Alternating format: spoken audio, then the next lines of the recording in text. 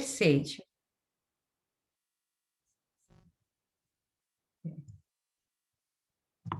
Okay. So he's a great sage who gives bhakti to the humans. So it's actually, but here we see, we don't see him as a giver of devotion, but we see him as the son of Lord Brahma, the creator, who's in charge of masterminding the universe. So his son Narada is asking a question. So in the first 8 verses, Narada Muni asks the question. Brahma has created the universe, has taken such a powerful role.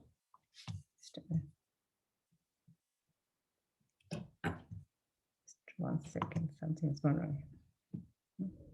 He's taken such a powerful role that everyone is thinking that he's the creator. So I'm going to now read the verses, the first 8 verses, and so remember how Shukadev Maharaj is telling this story to Parikshit, and Sutta is repeating to the sages. So it's a story within a story, because Shukadev Goswami is going to tell a story to answer this question of Parikshit Maharaj. Okay, so the first slide, Narada asks his father, Brahma, if he is the supreme controller and creator. Narada uvacha deva deva namastustu bhuta bhavana purvaja tad vigyanihi yad jnanam atmatat nidarshanam. Narad Muni, Sri Narad Muni asked Brahmaji, O chief among the demigods, O firstborn living entity, I beg to offer my respectful obeisances unto you. Please tell me that transcendental knowledge which specifically directs one to the truth of the individual soul and the super soul. My dear father, please describe factually the symptoms of this manifest world. What is its background? How is it created? How is it conserved? And under whose control is all this being done? My dear father, all this is known to you scientifically because whatever was created in the past, whatever will be created in the future, or whatever is being created at present, as well as everything within the universe, is within your grip, just like a walnut. My dear father, what is the source of your knowledge? Under whose protection are you standing? And under whom are you working? What is your real position? Do you alone create all entities with material elements by your personal energy? As a spider very easily creates the network of its cobweb and manifests its power of creation without being defeated by others, so you also yourself, by employment of your self-sufficient energy, create without any other's help. So basically, Narada Muni is asking Lord Brahma, he's asking, what is the source of your power? Are you like a spider? In other words, is everything coming from your energy and going back into you? Is your energy self-sufficient? Because if you studied, how the spider makes its web, everything is coming from within him. He's making it from his own saliva, and then when he wants to destroy it, he takes it back into it himself. So it really is not depending on any other outside things to make his web. So he's asking. That's why he's asking this in the fifth verse. Text 6. Whatever we can understand by the nomenclature, characteristics, and features of a particular thing, superior, inferior, equal, eternal, or temporary, is not created from any source other than that of your Lordship, thou so great. Yet we are moved to wonder about the existence of someone more powerful than you when we think of your great austerities in perfect discipline, although your good self is so powerful in the matter of creation. My dear Father, you know everything, and you are the controller of all. Therefore, may all that I have inquired from you be kindly instructed to me, so that I may be able to understand it as your student. So Narad Muni is asking a very sensitive question from his own father. But he's speaking with so much etiquette and respect. Right? He's asking that, tell me that transcendental knowledge by which he can understand the living entity and the supreme living entity, which is Brahma. And then he's asking, what is the nature of this universe? Generally, what we see of the universe is very superficially. He really wants to understand more deeper. And just like Prabhupada gives the example, just like when we walk into the train system to catch a train, we're not thinking about the background of this train, what is behind this train, what makes it go so efficiently, smoothly.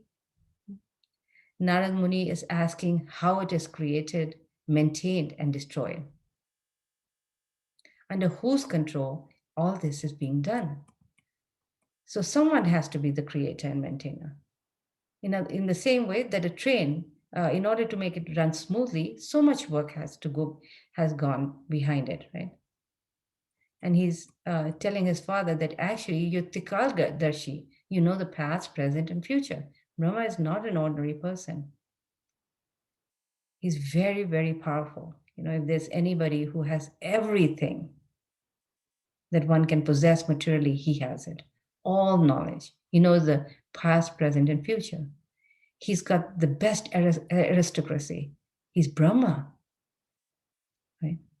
He has the best wife, Saraswati, the goddess of learning. He knows the Vedas. He has all the knowledge. There's nothing that a person may want that he doesn't have, right? So he's correctly glorifying him. And Brahma is the correct person to ask this question because he's the creator, the secondary creator.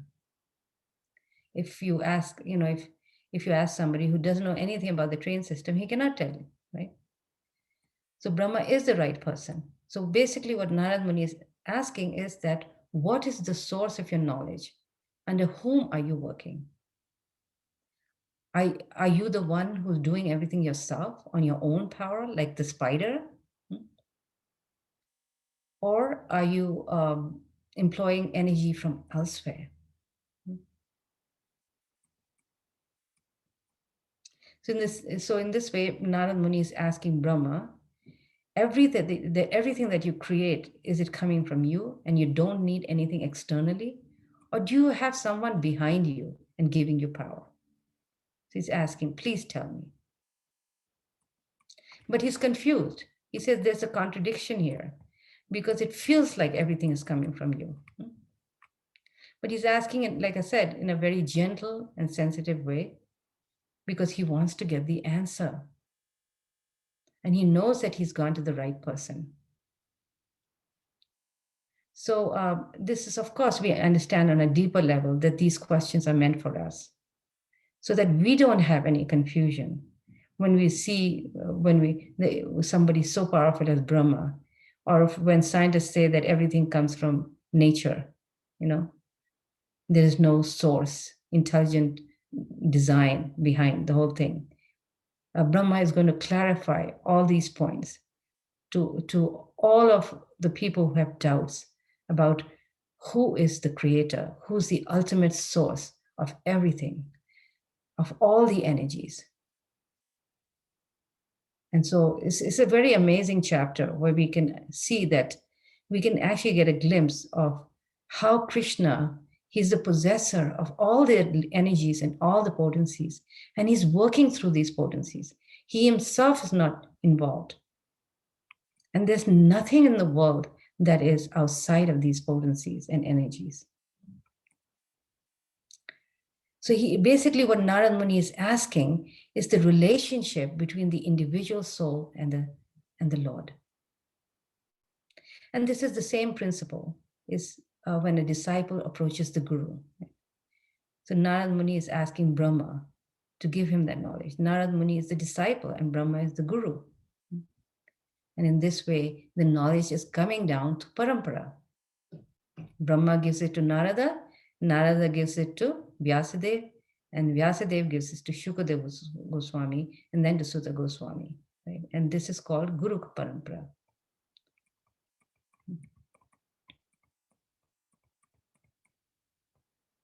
And Brahma is the right person. He's pleased Krishna by thousands of years of austerities, right? He's chanted many, many rounds. He's received Lord Chaitanya's mercy. He was empowered by Krishna. In other words, Narad Muni is saying that you have done so much austerities. So, which means that if you're doing austerities, that means there's some higher source. You're doing austerities for somebody to get something. So, obviously, there's somebody higher than you. So, in our next slide, we're going to look at a very important point that Prabhupada raises.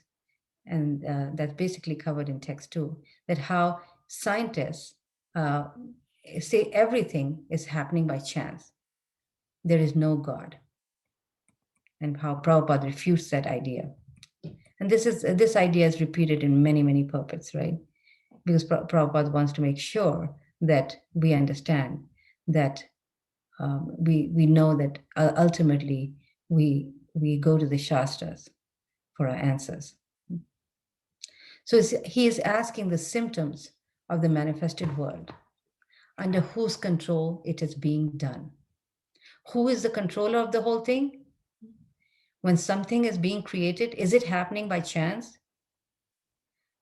No one has, and Prabhupada writes how no one has that experience in this material world, that creation happens by chance.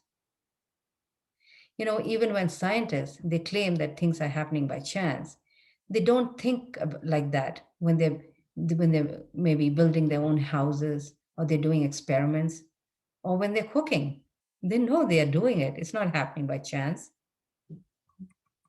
So Prabhupada explains this in the purport very nicely, these points. And the way he explains, he says, we can never say that the effect has more than the cause. No, the cause is the source of the effect.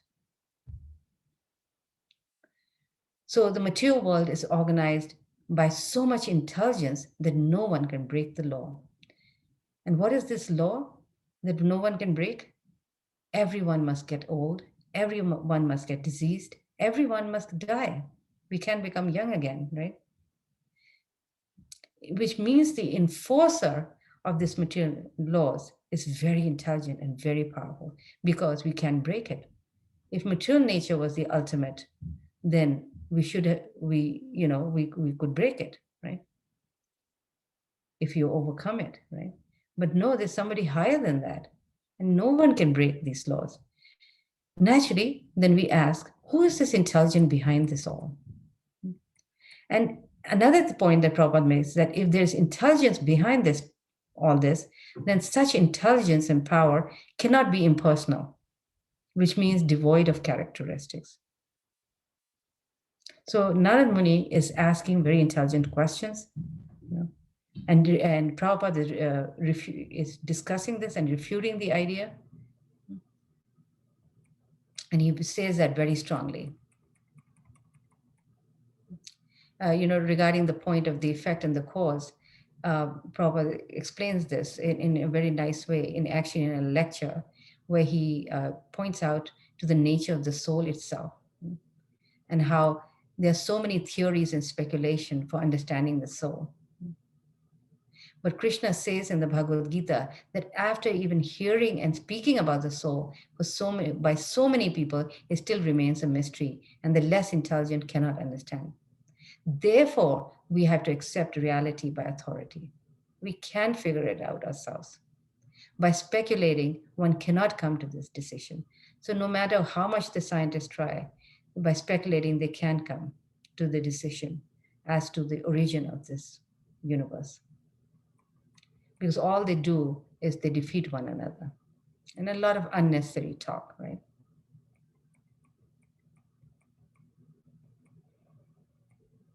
So, in text 9, Lord Brahma said, "My dear boy, Narada, being merciful to all, including me, you have asked all these questions because I have been inspired to see into the prowess of the Almighty Personality of Godhead." So he begins to answer. So let's see, let me read text 10 here. "Whatever you have spoken about me is not false, Because unless and until one is aware of the personality of Godhead, who is the ultimate truth beyond me, one is sure to be illusioned by observing my powerful activities. So he's saying that you have seen that I have created this universe. You have assumed that I'm the creator because you're really seeing it. What you're seeing is actually not false because I am creating this universe. But unless you understand the power behind him, about who is empowering me, you will be illusioned into thinking that I am the creator. So Brahma is the guna avatar, the potency of passion, and has been given the intelligence by Krishna to create. He's carrying that within him and is doing such amazing things with it. So unless we are aware of the Supreme Personality of Godhead, one will be illusioned. So it's very interesting how Prabhupada in this purport tells the story of the frog, in the well. And I'm sure you've heard of this. There's a frog who lives in the well, and he's being visited by another frog who just came from the ocean. And he's trying to tell this frog what he's seen. And he's saying, "Oh, I've just seen this ocean, and it is really big." And the other frog in the well is saying, "How big is it?" "Oh, it is really big." So the frame of reference for the frog in the well is the size of the well, right? And the frame of reference for the frog in the ocean is the size of the ocean. And he knows that that is something that is very big, inconceivably big. One is thinking of the well and the other is thinking of the ocean. So the frog in the well asks, "Is it 2 times as big as my well? Is it 4 times as big as my well?" He's puffing his body up to illustrate this, and he puffs even more and more. Now, of course, you know that the frogs, they puff up their body, they bloat their body. And so he dies without really understanding the size of the ocean. So Prabhupada explains that unless one understands how powerful the Lord is, one is naturally thinking that someone in this material world is creating something. But there is no one in the material world who's creating anything. And that will be explained further, how when people create, are they really creating? So in other words, one side point that Prabhupada raises in this purport is that how is it that Narad Muni, who's a liberated soul, how come he was not aware of the Supreme Lord and why he's misconceiving Brahmaji to be the Supreme Lord, although he was not. So actually Narad Muni is never bewildered. A pure soul, a liberated soul is never mistaken by this. And how Narad Muni is asking these questions like an ordinary man with a poor fund of knowledge. And in the same way, this bewilderment was also in Arjuna. And so the same bewilderment is here in Narad Muni. And Prabhupada explains in the purport how the doubts arising in the mind of Narada about Brahmaji becoming all-powerful is a lesson, he says, for the frogs in the well, so that they may not be bewildered in misconceiving the identity of the personality of Godhead. And then Prabhupada goes on to say, actually, this point is covered in several verses, not just one. And that's why it's such an important point to explain to our children and try to reason with them and debate with them and to bring out these points for them.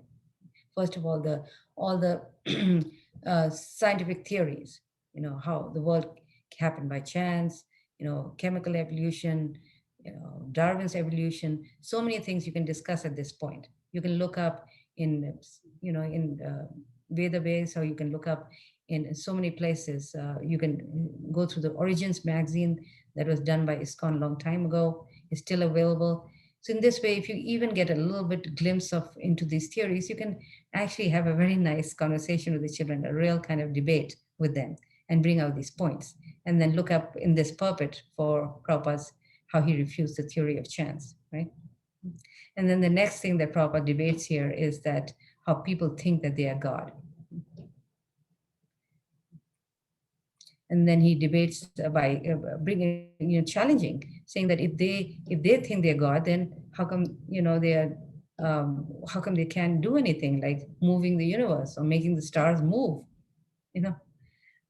So, and then he says, if they've never done it, and they will never be able to do it. They can make the rain come. They can make the birds fly, the sun rise. Can they do all that? And actually, there are some philosophers, he says, who say that we are God, but we are just forgotten. And you know what they say is that, so why are we suffering? If you ask them, why are you suffering? He says, well, it's just Leela. How foolish. Is God going to make himself suffer? Is God going to make wars happen?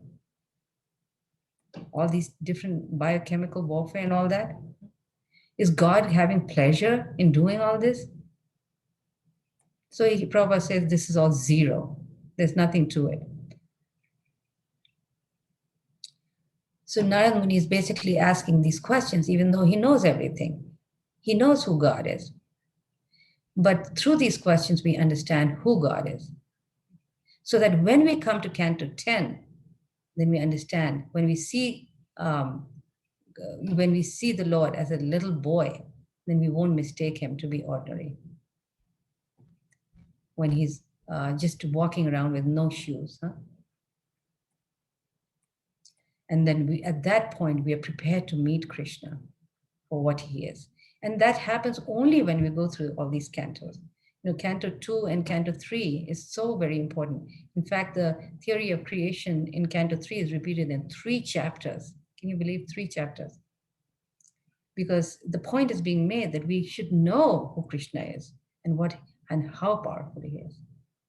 So in our next slide, we talk about how actually Shukadeva Goswami talks about how Brahma is the secondary creator.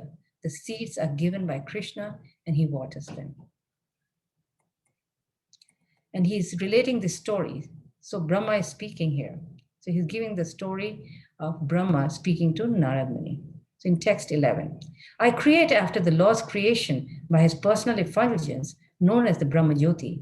Just as when the sun manifests his fire, the moon, the firmament, the influential planets, and the twinkling stars also manifest the brightness. So what basically Brahma is saying here is that I create after the Lord's creation. And to prove that, he gives the example of the sun. That all the light that we see in this world is coming from the sun ultimately. The electrical light, the fossil fuels, all light is coming from the sun, although one may think it is happening independently. What Brahma is saying is that his creating is only on a secondary level. Everything actually exists in the Brahma Jyoti, and Brahma manifests this from the Brahma Jyoti.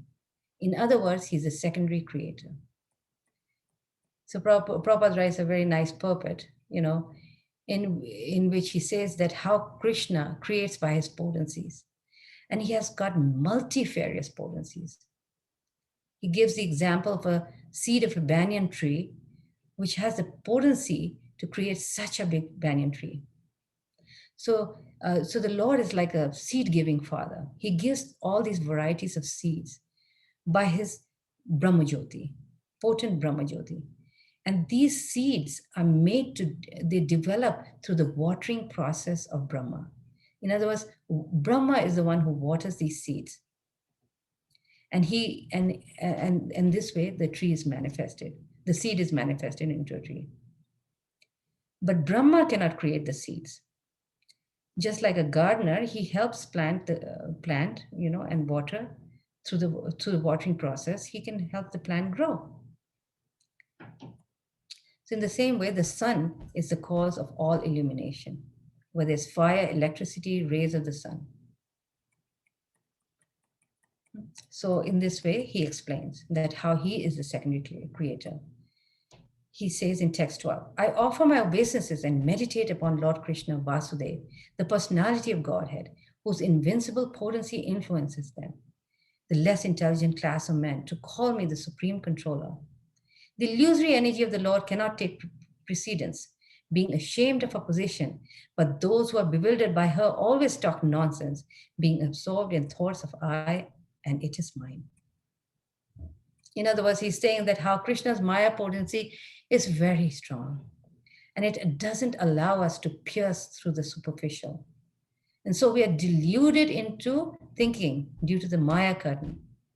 But Krishna himself can never be deluded by the illusory energy. And in this verse, Brahma is saying that how Maya, she flies away in front of Krishna, and how she's compared to a maidservant of the king who cannot enter the king's quarters. She's exiled and she cannot stand in front of him. So, in other words, God can never be an illusion. And in fact, the living entity can come under illusion. And that in this way, when he comes under illusion, he talks nonsense. And Prabhupada goes on to say how in this world, practically we come without anything. And we leave behind everything. And when we leave behind everything, it means that nothing belongs to us. But in illusion, we are thinking that everything is mine. And why is this? Why do we actually get covered by this illusion? Because we have this desire to enjoy. So what is the solution? Is to keep ourselves within Krishna consciousness, to keep ourselves within the rays of this sun of Krishna. And when we do that, then Krishna, when we surrender to Krishna, Krishna immediately accepts us from that day onwards.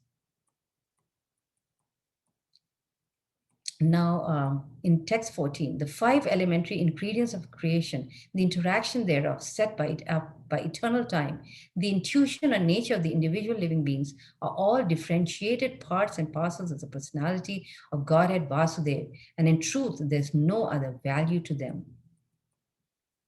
So Brahma gradually is going to give us a complete picture of Krishna. But in the beginning, he's explaining that all the material elements and all the elements of this phenomenal world are all parts and parcels of the Lord, so that we have no doubt about that. And that how there's no value to these parts and parcels without the Lord. So all this material creation is simply a combination of the material energy and the marginal energies of the Lord. Marginal energies are the living entities. And the spiritual world is where Krishna himself exists in his transcendental form. And in the mature world, he exists pretty much in his impersonal form. So this is what he's explaining before we go to our next slide now. And Brahma, in this slide, he defines and glorifies the Supreme Creator. So in the next few verses, he glorifies who the Lord is. First, you have to understand who the Creator is before we can understand the creation, right? So after this, he's going to describe the creation. But first, he defines and glorifies the Supreme Creator. And in text 15, 16, 17, he explains this, that how everything is meant for his pleasure. How Vedic literatures are meant for the Lord. The demigods are meant for him. The different planets are also meant for him. How different meditation or mysticism, all this is meant for realizing Narayan. All austerities are meant for him. All cultivation of transcendental knowledge is meant for him, simply to get a glimpse of Narayan. And ultimately, how all salvation is meant for entering his kingdom. And in the text 17, he says, inspired by him only, I discover what is already created by him, Narayan, and under his vision as the all-pervading super soul, and I also am created by him only. So in this purport, Prabhupada explains how individual soul, when we hear of people creating something, it's already been created by the Lord, by the goodwill of the Lord. And we are simply a discoverer of something that's already discovered. And then he gives this wonderful example of Columbus, who discovered America. And he says here, I'll read this. This vast tract of land was already there by the omnipotency of the Supreme Lord. And Columbus, by dint of his past service unto the Lord, was blessed with the credit of discovering America. Similarly, no one could create anything without the sanction of the Lord, since everyone sees according to his ability. This ability is also awarded by the Lord, and according to one's willingness to render service unto the Lord, one must therefore be, one can use that ability. One must therefore be voluntarily willing to render service unto the Lord, and that the Lord will empower the doer in proportion to his surrender. So we'll move on to our next slide, where Brahma explains how Krishna is powerful, whether in the form of a hog or a cowherd boy, in verse 18.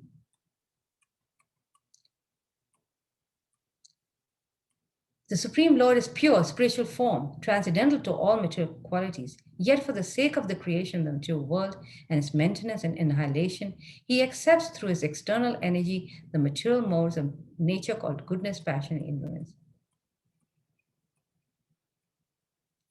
So basically, what Prabhupada is pointing out in this purport is that no matter what form Krishna takes, his form is transcendental.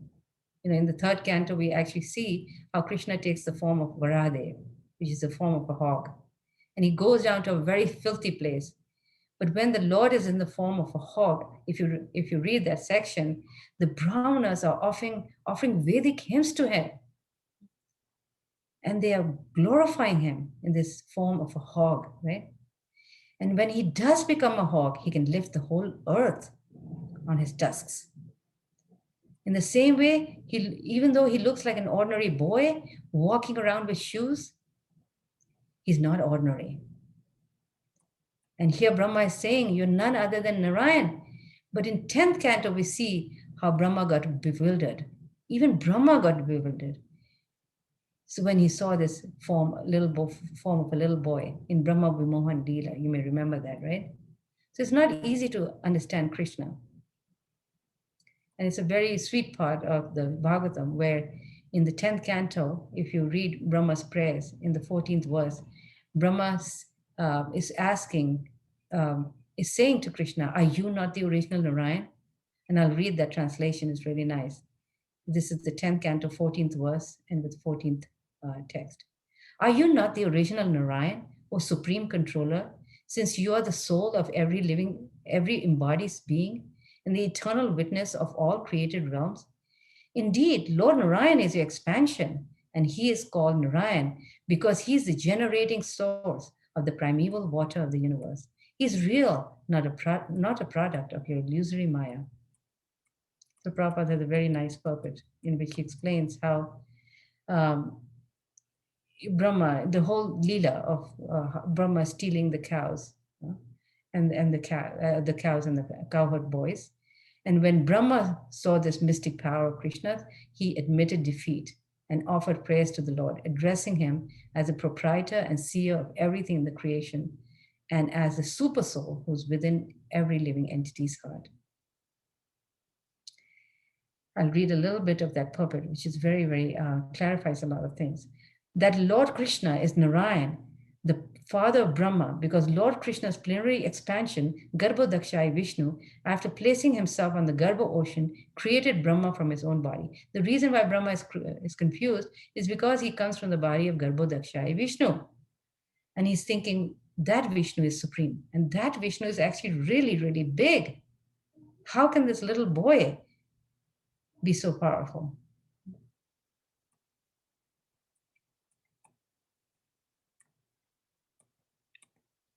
So in our next slide, we'll go to our next slide. Brahma gives the answer. How does the Lord create? So here, actually, Brahma gives the story of the creation, basically.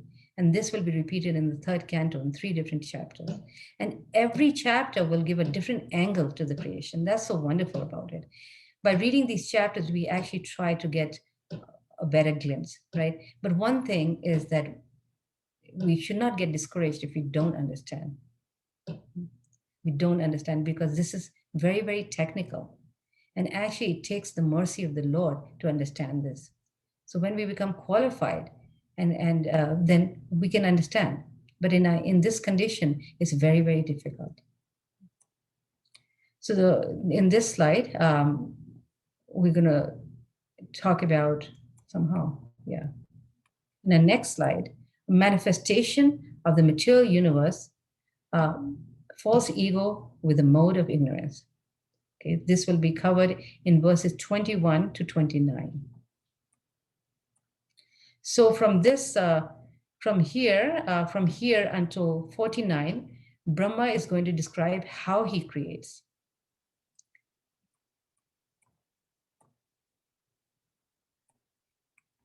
Just one second. So text 21. The Lord, who is the controller of all energies, thus creates by his own potency eternal time, the fate of all living entities, and their particular nature for which they were created. He again merges them independently. After the incarnation of the first Purusha, Karna Dakshayi Vishnu, the Mahat Tattva, or the principles of material creation, take place, then time is manifested, and in course of time, the three qualities appear. Nature means the three qualitative appearances. They transform into activities. So first comes the Mahat Tattva, then comes the three qualities appear, the false ego, sorry, and then from the false ego, the three modes of material nature. Material activities are caused by Mahat Tattvas being agitated. At first, there's transformation of the modes of goodness and passion, and later, due to the mode of ignorance, matter is knowledge, and different activities of material knowledge come into play. So Mahat Tattva, false ego, when false ego combines with the three modes of material nature, different elements come into being, right? So when false ego combines with the mode of ignorance, there's matter, which means the senses, the elements, and the sense objects. When it combines with passion and ignorance, all these matters coming out. And when it combines with the mode of goodness, then there's the more subtle matter, which is the mind. So we'll go through that. Text 24. The self-centered materialistic ego, thus being transformed into three features, becomes known as the mode of goodness, passion, and ignorance in three divisions, namely the powers that evolve matter, knowledge of material creations, and the intelligence that guides such materialistic activities. Narada, you're quite competent to understand this. From the darkness of false ego, the first of five elements, namely the sky, is generated. Its subtle form is the quality of sound, exactly as the seer is in relationship with the seen. So what he's saying is that when the false ego combines with ignorance, certain things are created. First thing is the sky, whose subtle form is sound. Sky is the same as ether. The subtle form is sound. So it goes from the subtle to the gross. And from this, the quality of touch is created. So the first thing is sound, and from that, the material element which it carries, which is the sky, which is either akash or sky.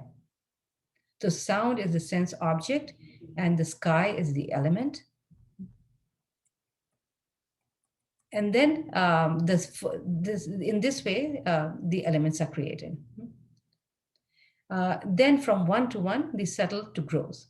So there's sky, there's sound, there's air, there's touch. So I'll read to you some purports by which we can understand better. So because the sky is transformed, the air is generated with the quality of touch. And by previous succession, the air is also full of sound and the basic principles of duration of life, sense perception, mental power, and bodily strength. When the air is transformed in course of time and nature's course, fire is generated, taking shape with the sense of touch and sound. Since fire is also transformed, there's a manifestation of water full of juice and taste. Or as previously, it also has form and touch and is also full of sound. And water being transformed from all variegatedness on earth appears odorous and as previously becomes qualitatively full of juice, touch, sound, and form respectively.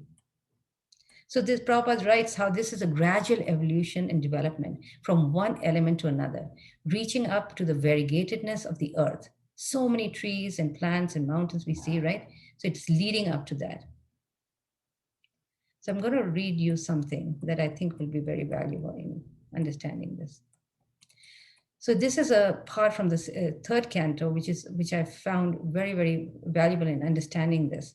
How the Lord is described as the most potent being, and the sum total of matter is known as Mahat Tattva. So this Mahat Tattva, or the shadow of pure consciousness, is a germinating place for all creation. Mahat Tattva literally means the great principle or the great causal truth, and can be understood to be the medium between the spiritual and material existence. It is at this junction point where the living entities assume a false sense of identification with the material world, which is ahankar. So that is the first element to appear. Then it further manifests into three modes of material nature, the sattva guna, rajagun, and tamagun. From false ego comes the intellect, and then the mind.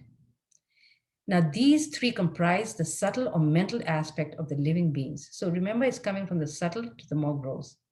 So first we get the subtle part. There's the subtle elements come into existence, which is the false ego, the intelligence, and the mind. And these three things, these three subtle elements, they are they are existing, resting upon a very ethereal element, namely the sky. So you see the gradual evolution, the Mahat Tattva, and from Mahat Tattva is coming the false ego. And false ego, when it combines with the three modes of material nature, is creating the first subtle elements, especially when it combines with the mode of goodness. That from there comes these subtle elements, right? And these are resting now on these the elements when it combines with passion and ignorance, right? So they are creating these modes of ignorance and passion. They're creating the more grosser elements, but still is going from subtle to gross, right? So from sky, which contain the quality of sound, and very nicely is explained how there are many waves traveling through the ether, sometimes some perceivably directly as audible sound and others only indirectly, such as X-rays, radio waves, and microwaves. All of these waves and others are not mentioned here, are in fact carrying information. So there's different types of sound vibrations. So now from ether comes air, which contains two qualities, sound and touch. So each one, consequently, it creates one more element. Air will contain the quality of ether as well, the sound and the touch. It adds another one. The primary quality of sense perception associated with air is that of touch. For example, if one wishes to reach out to touch an object, he would experience that solid, liquid, and fiery elements create different degrees of impedance towards accomplishing this task. If one moves his hand or body through the air, however, he is met with the least resistance and can easily touch the desired object. Now, from air comes the element of fire. So it is within the realm of our everyday experience that fire cannot exist without air. So it already has the quality of air. This confirms the non-arbitrary nature of the Vedic sequence of the appearance of the elements. So fire contains three qualities: sound, touch, and form. So the primary quality of fire is that of visual form, rupa. If one thinks carefully, he will notice that there is indeed no visual information ever acquired by mankind that has not been facilitated by the agency of fire. Everything we perceive with our eyes is due to the light from the sun. That's where form comes from, right? Such as electricity. So one very nice point Prabhupada writes, how one should not think that people of the ancient world worship the sun and moon due to primitive superstitious thinking.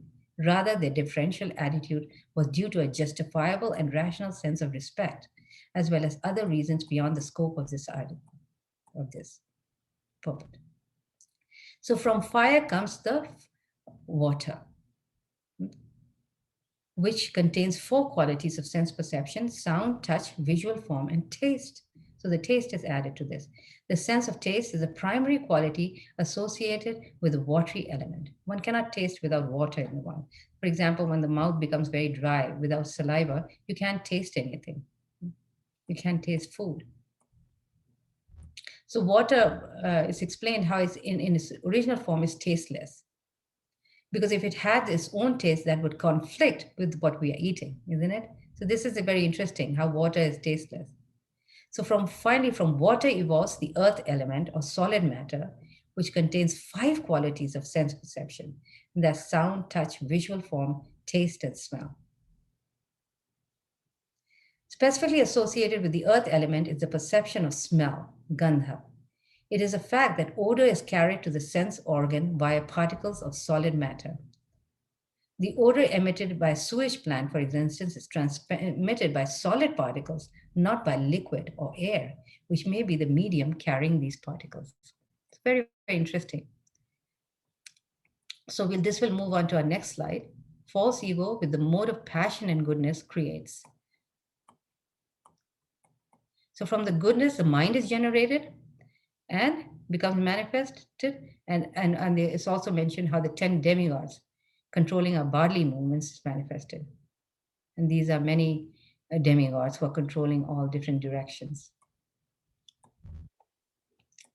And then in text 31, Brahma is explaining how from the mode of passion, the sense organs like ear, skin, nose, eyes, touch, mouth, hands, genitals, legs, and outlet for evacuating, together with intelligence and living energy, are also generated. Now, these are the 5 working senses and then 5 knowledge gathering senses.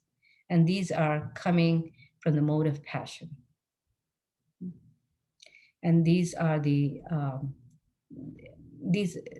have the sense object, we have the element, and we have the senses. So these are the senses. So there's 3 things. The sense objects are the subtle ones, and then we have the elements that contain them, like the akash, the sky, that has the sense object of sound, like that.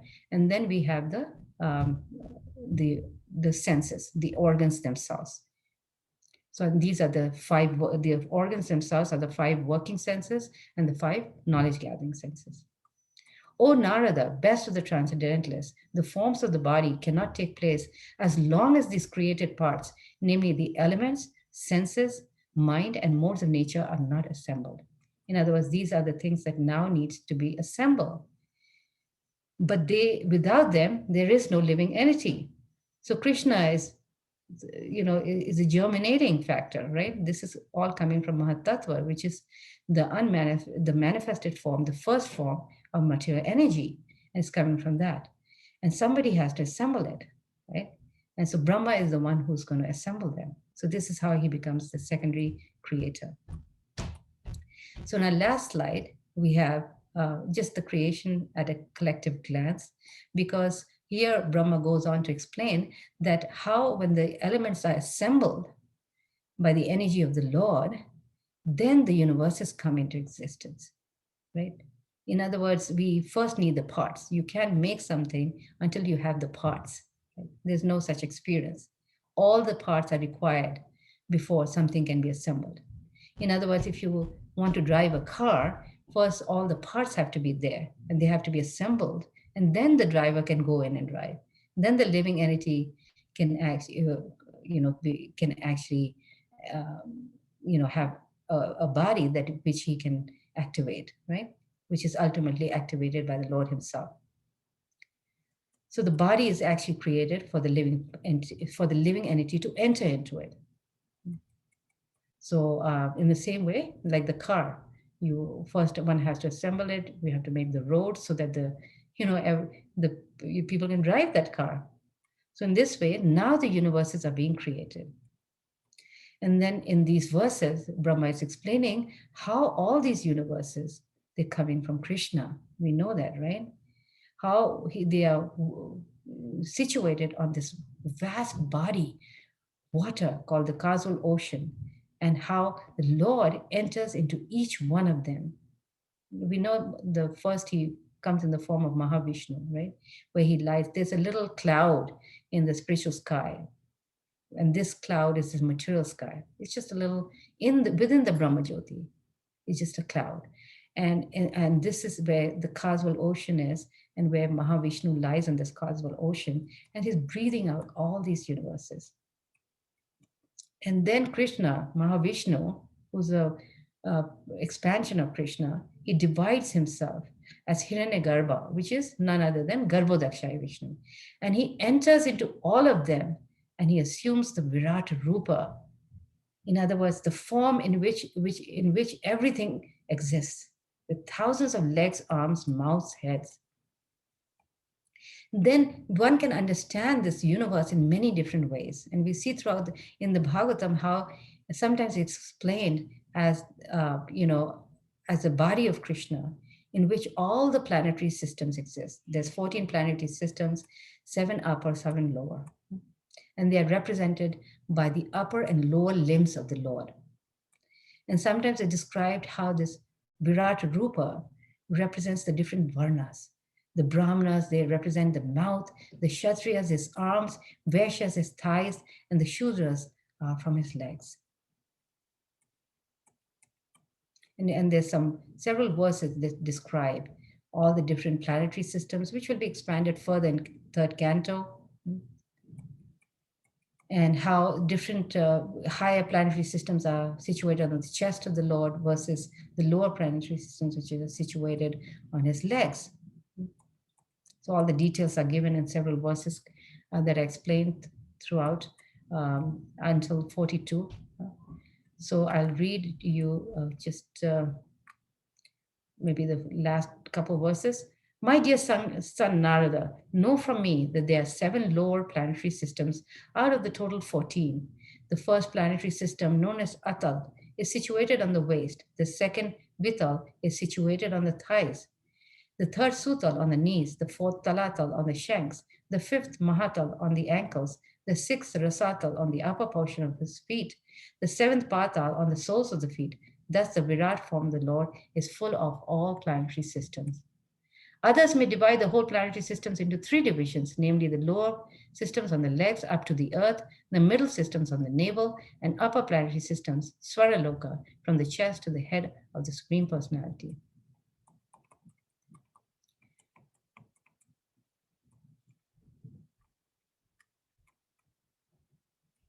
Okay.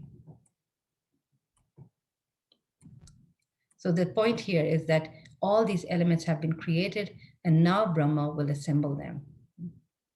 So we have to understand that this Virat Rupa, right, like we read earlier, is is a form of the Lord in a very subtle form. It's an imaginary form.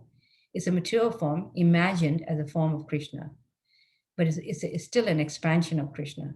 And this is like a blueprint of the material universe. Remember how Brahma, he himself didn't know how to create, and he had to understand the Virat form of the Lord. So it is a blueprint for the material universe. And when Brahma sees this blueprint, he knows how to create.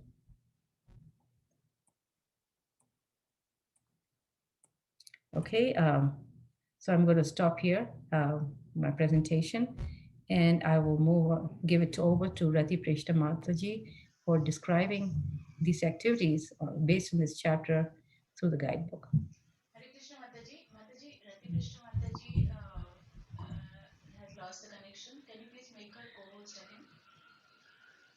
Oh, she lost the connection? Okay. Yeah, she joined back. Oh, yeah.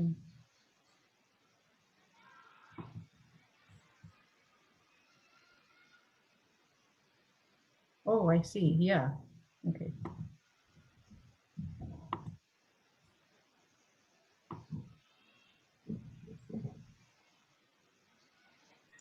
Yeah, thank you, Mataji, so much for Yeah. your wonderful presentation. It is always pleasing to hear so beautifully and vividly and nicely have explained and summarized the process of creation, which was quite challenging to understand on one's own efforts, but has made very simplified and beautiful understanding you have given. So thank you. Thank you, Rati. Thank you. So now I will share the screen and begin with the guidebook presentation for kids.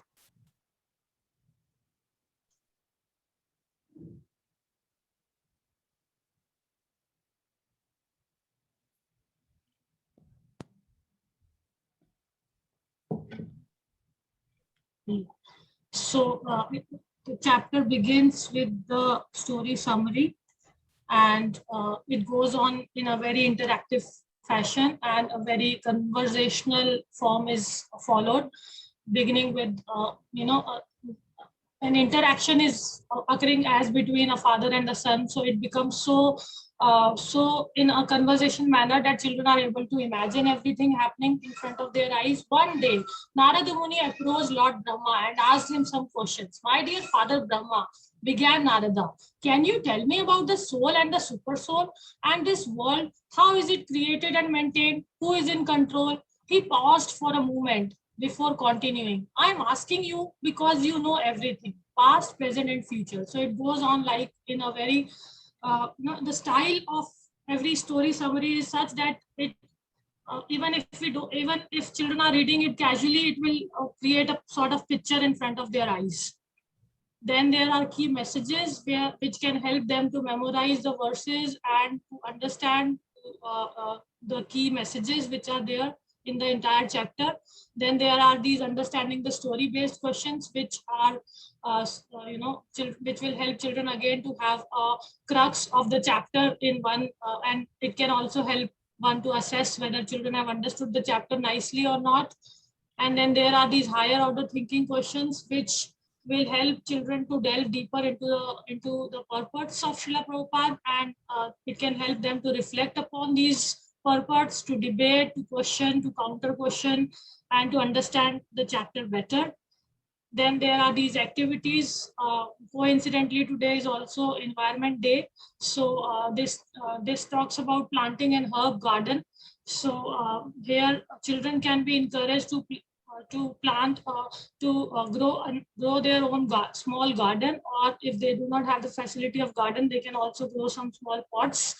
And beginning from the seeds to how it sprouts and how the sapling grows, and then how the plant grows, it can help them to understand that actually the seed is given by Krishna, meaning they cannot create the seed, but they can definitely water the plants, they can take care of the plants, they can prevent the weeds from growing. So all this secondary aspects of taking care of the seed and helping it to grow well can be done as by children also. So it can help them to understand this process of primary and secondary creation further.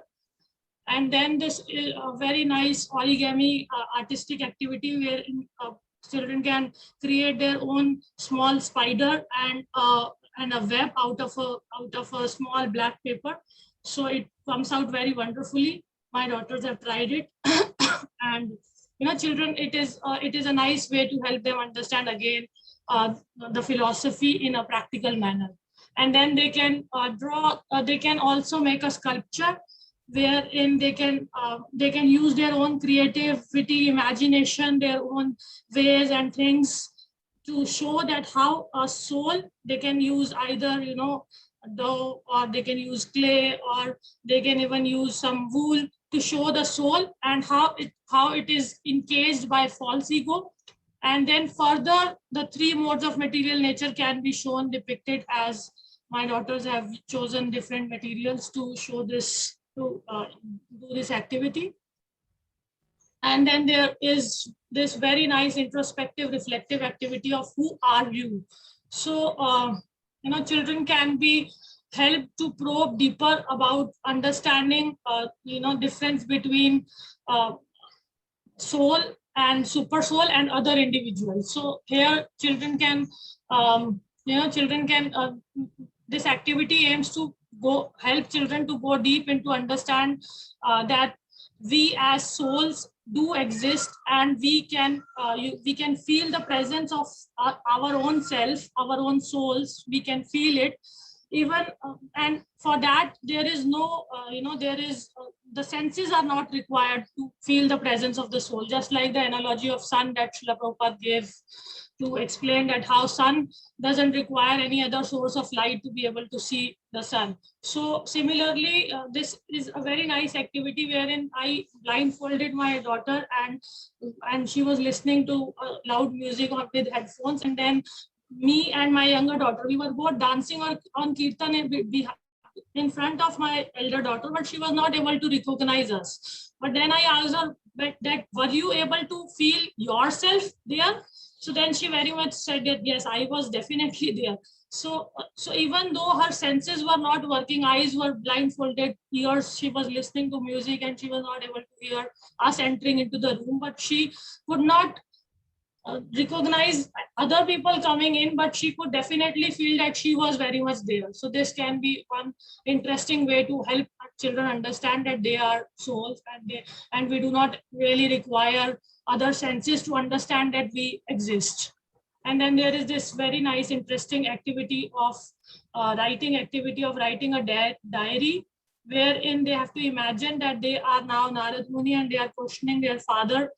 So she writes, "My dear father, there must be somebody greater than you. Till now, I was thinking you to be the supreme creator, but I saw you worshipping and performing austerities. So please tell me who is greater than you. Do you alone create everything, just like a spider who creates its own web, or do you take some superior help?" So this is her, inquisitiveness, which has been expressed in this diary. And then this creation in your own words.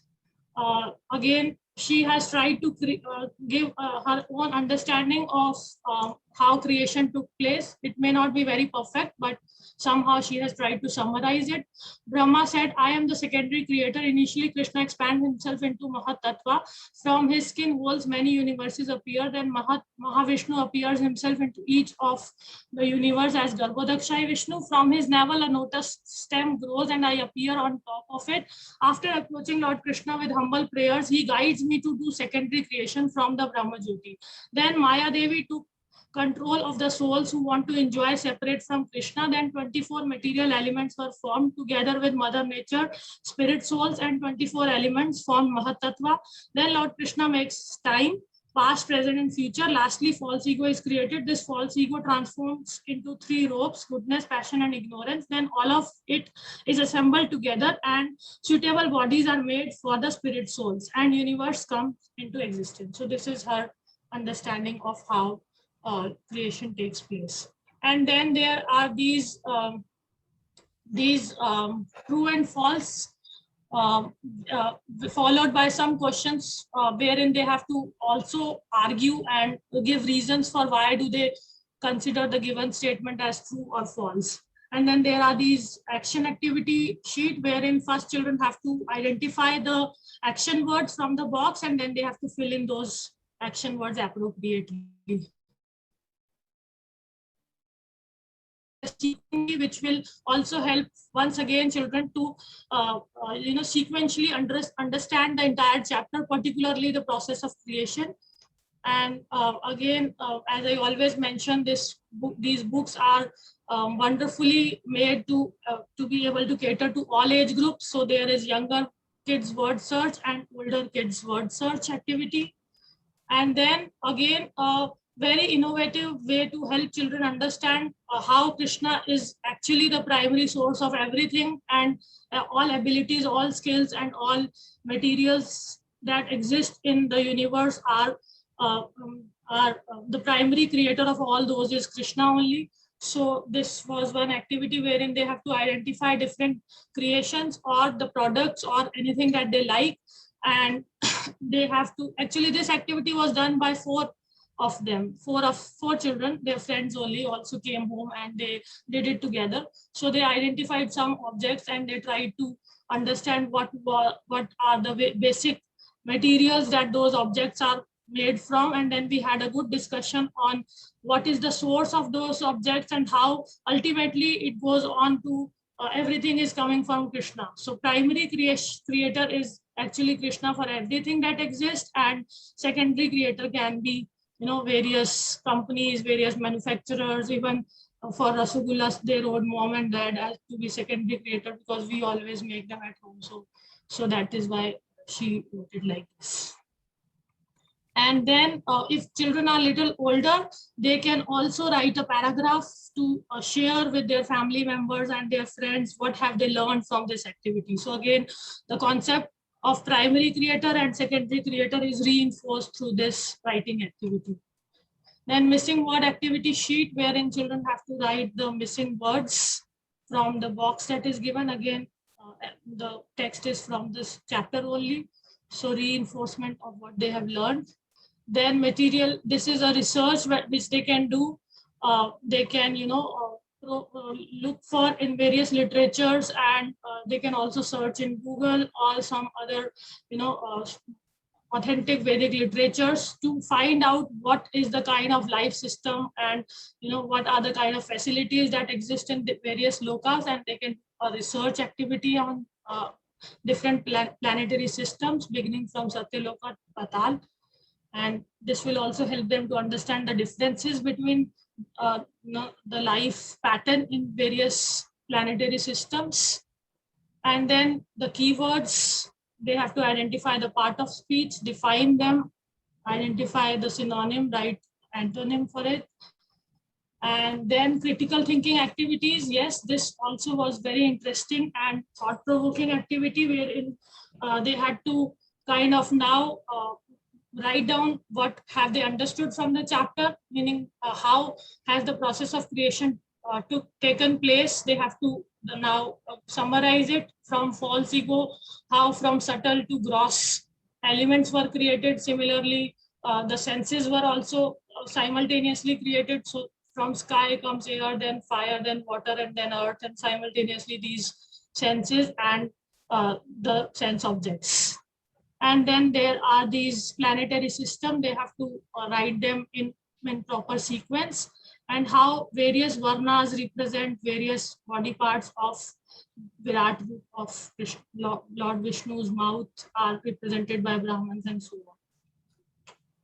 So like this, and then again, very, very interesting debate on, wherein they have to imagine that they are talking to a scientist. It was still going on before the class started with my daughter. She had so many questions on, search of extraterrestrial life, and they have to imagine that they are talking to a scientist, and they have to ask them and help them understand the journey to other planets can through the means of Srimad Bhagavatam, and how the scientists who propose that they have actually gone to other planets and they have found life there is wrong. So that debate is another interesting way to help children understand. Through these lively discussions, they tend to live the philosophy that they are understanding. And then again, this concept of primary and secondary creation is so wonderfully re-emphasized again and again, so that it gets deep into children's heart, and they really understand this fact that actually Krishna is the primary creator of everything. So they have to identify any items, any things which, and they have to name the actually the secondary creator of these things. And then again, these inventions, even though they are made by these people, but then the ability to be able to identify or discover the given thing is also given by Krishna. So that kind of discussion can come through this activity. And this is again primary creator, secondary creator, and how the potency acts. A wonderful activity which is given, which Prabhupada is explaining in his verse 11, in the purport of verse 11. So two examples are given. One is for banyan tree and another is for sun, and then two examples they have to think of their own, and then they have to write about Krishna's creation. And then the answers, understanding the story, all the answers are provided so that children can check on whether they are going on right track or not. Even the sequential activities, the definitions, the synonyms, antonyms, all answers are provided systematically so that the parents can also have a sense of whether they are proceeding rightly or not, and children can also cross-check their answers. So that's all. Thank you all very much. Now we will have question answers. So you all can raise your hands, and I will allow you to unmute yourself and ask the questions. Thank you.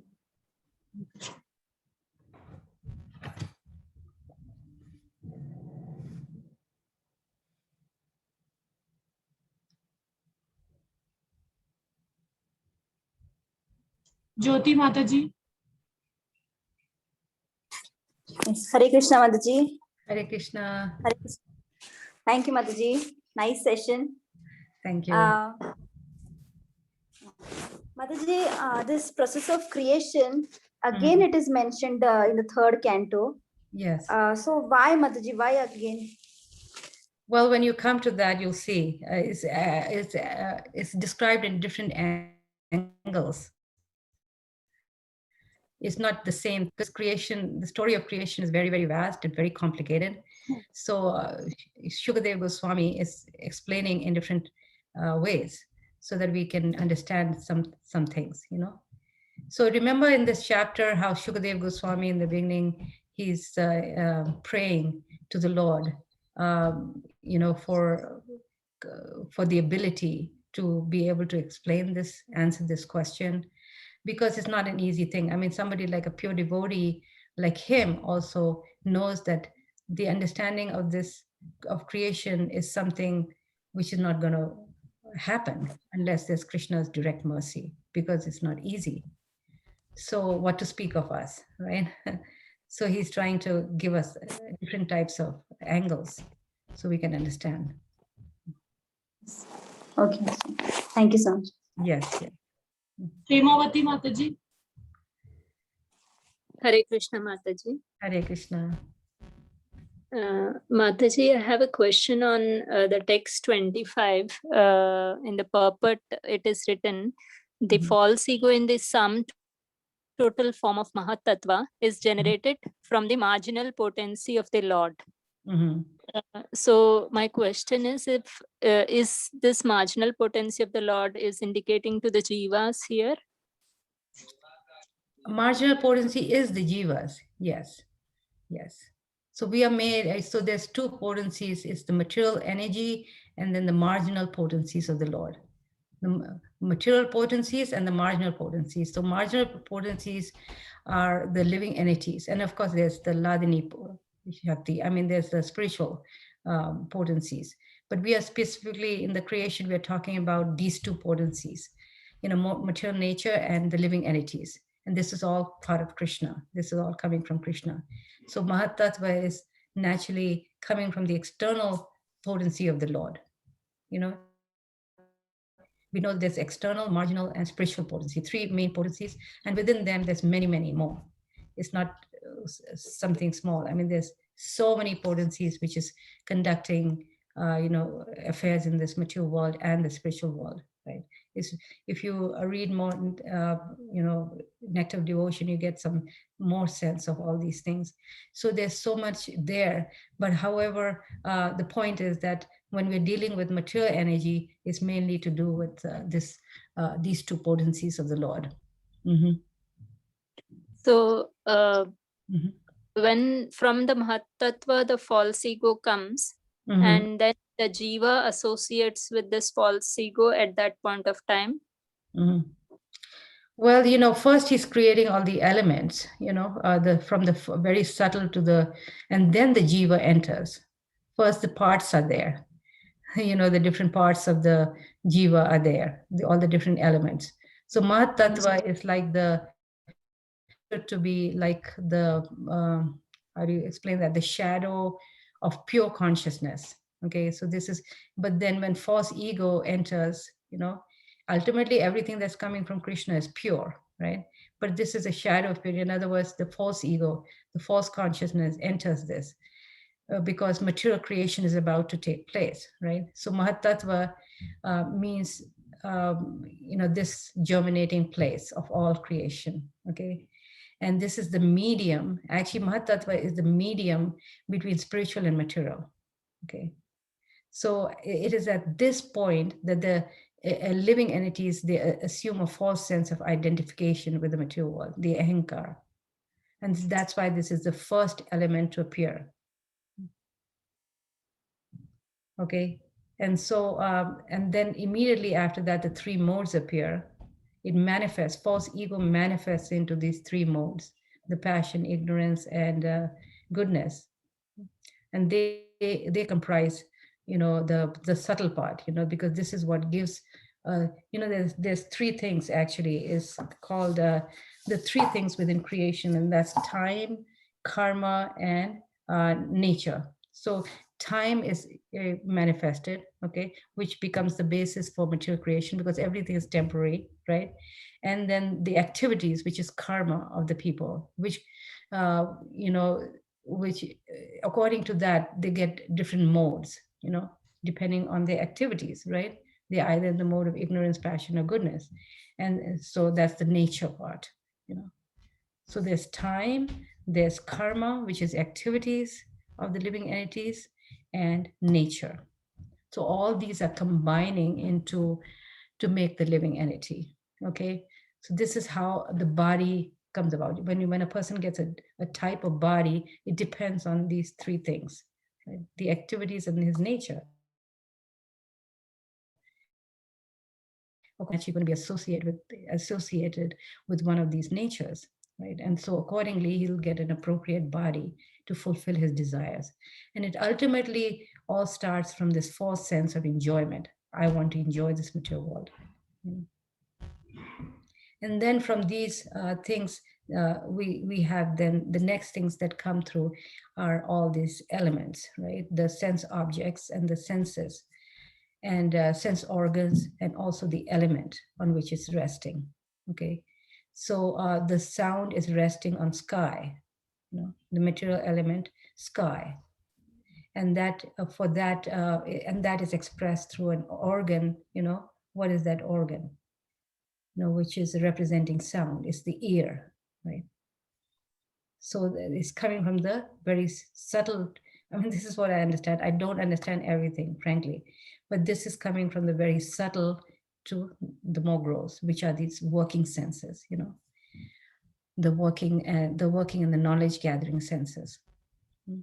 So like this, and then the sound, and then after that comes the, you know, touch, right? So in this way, it goes on and on. And when you read, you get some sense of it. And then you read again, you get some sense of it. Again and again, we get a little understanding. And it's ultimately the point of all this is to understand, really, the point of this entire creation is to understand that Krishna is ultimately the source of everything. Okay. So devotees, they don't try to technically, you know, understand every little thing because they know ultimately this. Krishna, everything is inconceivable. You know, everything is inconceivable, very difficult to understand. But if we understand who Krishna is and how he is ultimately, everything is coming from him, then if you understand the source, then understanding how it works, not so important. So we first respectfully ask for the source, right? And then we try to understand the material. But in modern science, it's just the opposite. It's first the information, and it doesn't matter what the source is.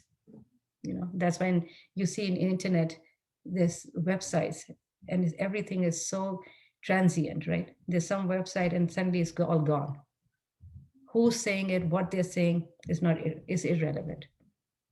But in Krishna consciousness, we first go to the source. So first we understand who Krishna is, and that how everything is coming from him. Okay.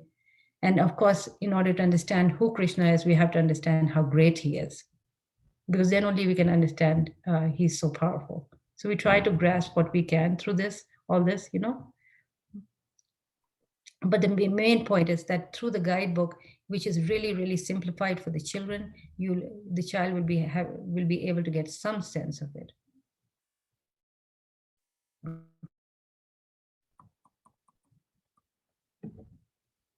Any other questions? Participants, devotees can please ask.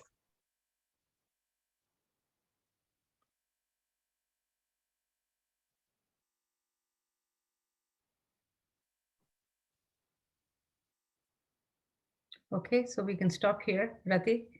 Yes, Thank you all. Madhavi. Yes, thank you all for being there, and thank you for allowing me this opportunity. And we'll hear from you with chapter 6 tomorrow, next time. Thank you. Hare Krishna.